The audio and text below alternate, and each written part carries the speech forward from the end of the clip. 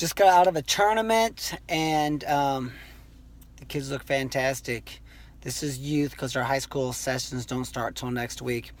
But here's 3 reasons why coaching your own son or daughter does not work.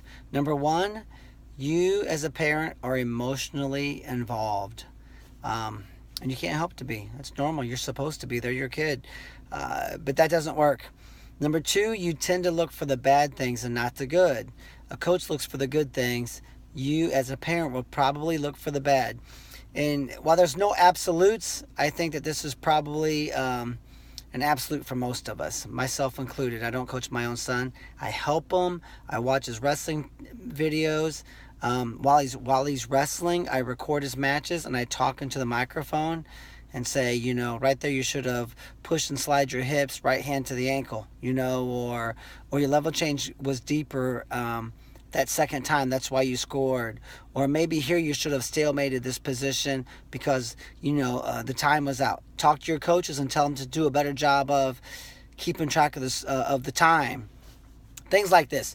And I'll watch his matches and I'll send video clips when I'm at practice. I'm like, hey, here's how to control an elbow control. You want to wrap your hand. I think this is something that you need to work on. Whatever. So I think if you are a wrestling coach, the best way to coach your kid is not mat side, and maybe just sort of passively through giving video clips just with your iPhone. It's fantastic. I can text video clips of my findings, and I can even text his coaches and say, hey, here's one thing I really would like for you to make him do. Just make him hit 20 of these after practice for the next 5 days, on a side lift. This is a mistake. So, I do sneak in there and coach my son a little bit, but he's in high school now, so coaching mat side is not even an option. But, you do as a parent tend to look for the bad things and not the good things. And that's something you can maybe work on. The third thing is simply this: it's your kid's filter.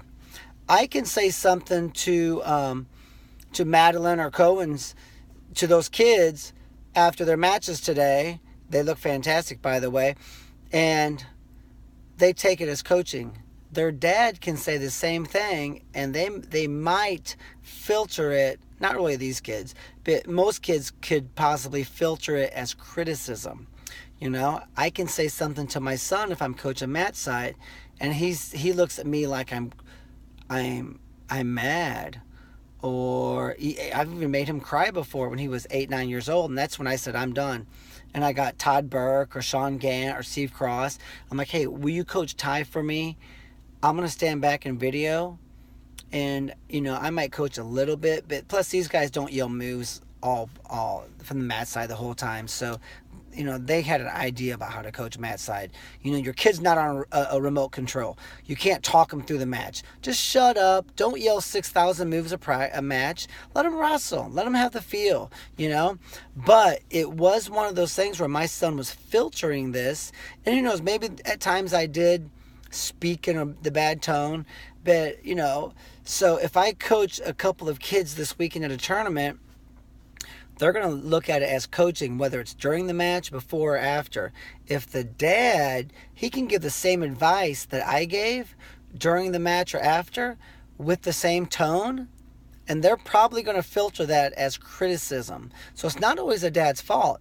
And I've talked to a lot of parents, and I'm like, no, you're doing fine.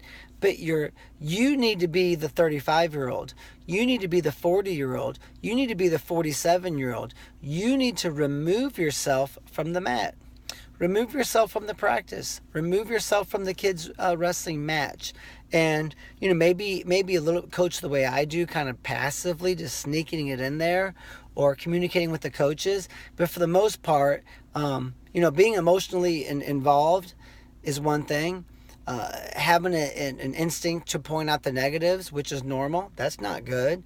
And the kids filter, and it's not always your fault, but if your kid thinks it's criticism, it is criticism, and you need to leave the mat and remove yourself from the situation. So I think this is great advice. 3 things, well, let's say 3 reasons why coaching your own son doesn't work. And again, we can all find the one example where it did work and so won a national title in college or whatever. And I'm sure there's a few out there. But I've been doing this since 1999, running practices, camps, clinics all over the nation, practices, and coaching mat side quite a bit, from high school all the way down, even college guys, all the way down to 6-year-olds. And those are my findings. So there's some good advice. Hopefully it can help. As I said, you want sports to be something that helps bond the family and in your relationship with your wrestler, not drive a wedge.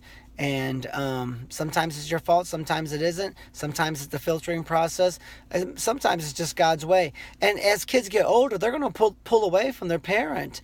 The son is going to pull away from the dad a little bit because he's trying to become his own man once he gets to be in middle school, certainly in high school. And that's what you want. You don't want your kids living in the basement when they're 30 years old. You want them to pull away and become their own adult. So I think some of this, maybe the filtering process, maybe some of this runs deeper. Maybe it's I don't know. Maybe it's just in the genes. It's instinctive. Who knows? But I do think it doesn't work in most occasions, and there's reasons why that I have found. And the solution is getting someone that you know and trust and like that can coach mat side and kind of take that for you. And you ask your son, you say, hey, here's a couple of dads who I really think are great mat side coaches. Who would you like sitting in your corner? And my son, he chose Todd Burke. And, Todd might be watching this. I probably wouldn't put Todd mat side with his own son, but I'll put him mat side with my son, and there's a number of dads I would too. So there's a good solution. And that also goes for videotaping. My parents did this years ago. My dad would try to watch our matches. He's like, holy cow, I'm getting dizzy. I'm about to throw up. My mom's name is Charlie. He's like, Charlie, quit videotaping. So she would give the video camera to one of our wrestling mom friends or dads, and they would video our match. And then her and my dad got to watch my brothers and I compete. And then when their kids came up, my mom would grab the video, or my dad, and they would videotape their son, because it's easier to hold the video camera steady when it's not your kid, because you're not emotionally invested. Even though you want them to win, it's just different. So there's some pretty good advice, and hopefully that can help some of you. Always check us out at purlerwrestling.com. Come train with us, and we hope to have you involved.